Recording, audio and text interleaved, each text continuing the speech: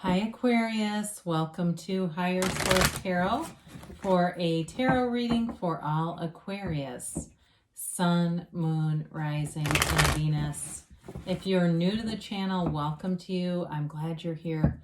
I post new readings every Friday, then again on Monday. So if a reading doesn't resonate, you can always check back in a couple of days and watch a new reading. You could check other areas of your chart to get a more complete energetic profile. Or even look around on the Monday readings because the reading style or format is different every week. So I do one Monday, I do a pick a card. One Monday, I do a love reading. Then there are other more in-depth Celtic cross style readings on Mondays. Thanks to everybody too for subscribing and watching and liking readings. I appreciate all that support. It means a lot and it's fun. We'll keep doing it. And if you have not subscribed and you like tarot and you like this channel, love to invite you to join us and subscribe to Higher Source Tarot. All right, what advice do you have for Aquarius? Sun, Moon, Rising, and Venus. What does Aquarius need to know, please? What messages do you have for Aquarius? Okay. All right, we'll start here with the tarot, and then we'll do the angel answers, oracle cards. Got the Ten of Wands, the Nine of Swords, the Wheel of Fortune, the Eight of Pentacles, the Two of Pentacles, the Fool. Oops, it's supposed to be here. It's just supposed to be here. All right, you've got the Magician here with the Two of Swords. All right, well, you're definitely moving forward with something, and especially if you've had a stressful little time here with this Nine of Swords and Ten of Wands, I do feel like you're getting on track here, and this is going to guide you into having a lot more opportunities and obvious, just a lot lighter energy too. So you have here Earth, Taurus, Virgo, Capricorn. Could be an air sign if you're dealing with them, and it's a relationship issue that needs to move forward. Gemini, Libra, Aquarius. You got fire here too. So with the Ten of Wands, you're going to head into a new cycle. It's like putting down these burdensome wands. Whatever you've been trying to do, if it's been a relationship and you feel like you've been more committed than the other person, you're moving forward with something. It could be a brand new relationship. I'll just be honest about that. For those of you where it feels like you keep putting in and they're not doing anything to reciprocate, I don't see you sticking around in it. Now, if it's been a work situation too, I just see things moving forward. So if it feels like you've had to work a hell of a lot of hours, you're going to get some help here, right? They're going to be able to give you some help. Whatever it is that you're putting so much effort in, you're getting help. That's what I keep getting. Help is on the way, they say. So if you're feeling like I can hardly do this, you've done it, kind of be easy on yourself, give yourself some grace for, the time ahead here because you put in the work, you paid the price of contrast. So with the Nine of Swords, there's definitely some restlessness, maybe some sleepless nights or waking up in the middle of the night. And so we just try to go and be easy with that too and not to get too hung up on being panicked over it. It's an energy too where there's protection, okay? This quilt has the red roses with the 12 zodiac signs, and it's a symbol of being protected. So I keep getting that for you. Help is on the way, they keep saying. Whatever it is that you need, you're going to get it. So it's just about allowing yourself to, kind of let your shoulders down a little bit. Somebody's got a lot of tension in their shoulders. Maybe get a massage. Or if you have somebody in your life who can give you one, there's this tense shoulder thing I'm getting. So with the Wheel of Fortune, the Magician, and the Fool, this is a crazily wonderful energy to have together. It's all about moving things forward, new beginnings, manifesting big time. So you've got a strong desire here, no doubt about that. And what you want is on the way. The Wheel of Fortune is a card of rich symbolism, okay? It's very layered in its meaning. It's high vibrational. The serpent represents those, squiggly lines or that high vibrational line. The jackal here, it's called a Hermanubis. It's a combination of Hermes and Anubis. And so it's like you're taking your power back. And then the Sphinx sitting on the top with his sword, it's a sign of being victorious, all right? So with this, good fortune, it's like the right people, the right timing, everything comes into alignment here. For some of you too, if you've been, again, I feel like somebody new comes in here that really helps things out.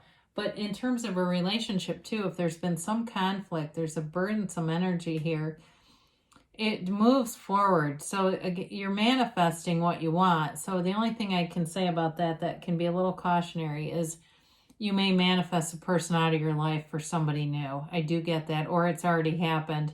And so this is the excitement, the enthusiasm of bringing in somebody new. But whatever it is, you're getting off that merry-go-round of feeling like kind of out of control with the situation. So with the Eight of Pentacles here, you've got to focus on what you want. There's a strong desire, and it's a discernment. It's knowing and being intentional about what you want. That's the biggest downfall in manifesting, is having indecision about what you want. So you end up getting some of it and then not others. And it's like, well, this works a little, but not all the way. Well, it's not the laws of the universe. It's the person communicating that's the issue. So with the Eight of Pentacles, you're focused, but you're achieving things too. I do feel like your hard efforts at work, I feel like somebody here becomes a department head. They end up paying you a little bit more, or whoever they're hiring to help you. You may end up getting extra money to train them or supervise them, whatever that is for you. Now, for others of you, I do get something about the physical body and being more intentional about your nutrition, working out, doing some high level intensity training and things that you're going to really be pleased with. I do feel like it's kind of grueling, though. I'm going to be honest. I feel somebody having a lot of these muscle aches keeps coming in. So make sure you're foam rolling if you need to do that. The Two of Pentacles does offer a little bit of indecision, but we kind of talked about it. This is the thing that we got to be careful with, because there's kind of a fun, amusing energy about this. But that back and forth waffling stuff is where we can get, we get a little bit off the mark, and then we start to manifest stuff we don't want until we get to the point where we go, oh my God, I've got to get control of this again. And so you don't have to get to that level, but there's definitely a decision to be made here. And with the Two of Swords as well, it shows up repeatedly, but I do feel like having the Magician here, you're going to have the discernment to know exactly what to do. It's all about meditating and getting in flow. But the Fool, again, you've got a big transition here with the Fool and the Magician showing up together, 0 and 1 in the tarot. So the Fool begins the soul's journey. It also represents the beginner's mind, but I do feel like it's more you training other people or you helping other people. The Fool also, though, is a card of easiness. It's moving forward with no resistance. So there's nothing stopping you here. It's taking a leap of faith. It's just kind of jumping in and going, you know what? F it, I'm doing it. And there's nothing about this that will hold you back. So in a relationship too, I do feel like you have a partner here who wants to move forward with you. They want to just see how it goes. There's an easiness. It reminds me of Abraham Hicks. They say their favorite wedding vows are, I like you pretty well, let's see how this goes. That's what this reminds me of. Not having a lot of expectations. But the other thing about this is you have an energy where you're very approachable. So in terms of training people, you'd be a great person to do it, because you'll be patient, but you're going to be there. They'd feel comfortable asking you questions. There's this sort of approachable, fun energy about you, and people are really attracted to it. So with the Fool, you've learned from your own experiences to be a guide, but you do it in a way that's light, easy, and it just kind of moves everything forward. So this Two of Swords came in, and this is definitely a kind of that indecision model. So we don't want to stay here. We got to get out of the Nine of Swords, Two of Swords stuff. It's just not that fun energy to be in. And some of you, it's going to be about doing other things in the meantime to kind of get your mind off of it.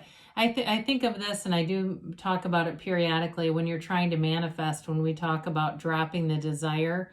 It's like when you plant a garden, you don't stand over the seeds with a fire hose just drenching it. In fact, I've had a lot of rain in the area where I live, and I just saw something very briefly about strawberry farmers. Their strawberries were like rotted from all the water. I mean, it screwed up their whole season. So we got to get away from that, right? We leave it, and then we say, hey, It's good. I know it's getting what it needs. I'll come back in a while and check on it. So with the Magician, it's a powerful energy of being a co-creator with this universe. The Magician comes from Magi, and so it's magic with a K. It's not stage magic where you create illusions. It's the kind of magic where you get rid of illusions and you see things for what they are and you manifest from that level. So it also is about using your mind and manifesting. So the influence of your mind on the subconscious is important. Being aware of powerful feelings, because when you connect those feelings with your thoughts, that's what manifests, all right? So this is a card of really a deep knowing. It's transformational. It's being able to really take charge of your life. And so in a relationship, you've got all the elements here. It moves forward in a way where the money's here, the love is here, the passion. There's definitely this vigor for whatever this relationship is, just being enthusiastic and wanting to go with it. So let's see what the angels have to say here for you, Aquarius.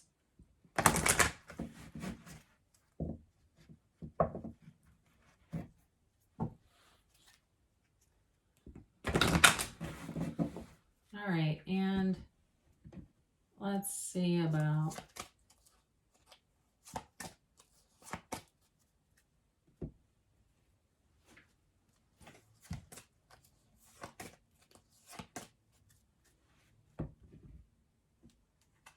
Let's see, you got romance. We said that, didn't we? So there's a romantic undercurrent to this relationship. It does feel fun, though.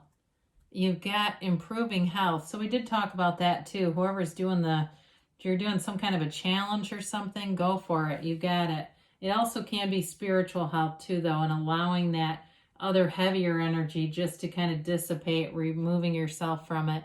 You've got abundance, so there's definitely nice aspects here. I really like this, and I like the reading overall because it's sort of that balance between coming out of an issue into something better. They say take action, so get yourself out there, get yourself started, whatever it is. Again, we get this card. I've been getting it repeatedly. They give you a yes. You can have or do or anything, Aquarius. Good things are here for you. I love you, and I'll be back again soon.